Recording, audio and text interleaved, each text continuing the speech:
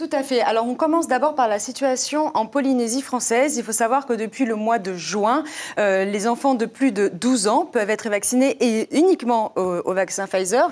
Et donc, selon les chiffres de la Direction de la Santé, au 13 septembre, on comptait 41,50% d'adolescents qui ont reçu au moins une première dose. Des chiffres qui sont un petit peu plus importants au niveau de la métropole, comme vous pouvez le voir sur la courbe. Donc, on a une augmentation de la vaccination depuis le mois de juin. Et nous avons au 15 septembre 57,6% de ces adolescents qui sont totalement vaccinés et 69,1% qui ont reçu une première dose. Alors, il faut savoir qu'aujourd'hui, donc, seule la vaccination pour les plus de 12 ans est autorisée.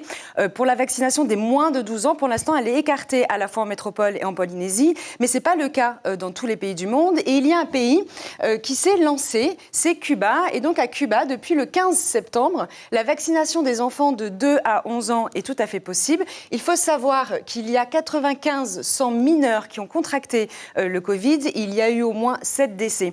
Autre pays à s'interroger, ce sont les États-Unis, où pour l'heure, la vaccination de 12 à 15 ans est possible. Nous comptons 3,6 millions qui ont reçu une première dose et 1,1 million qui sont complètement vaccinés.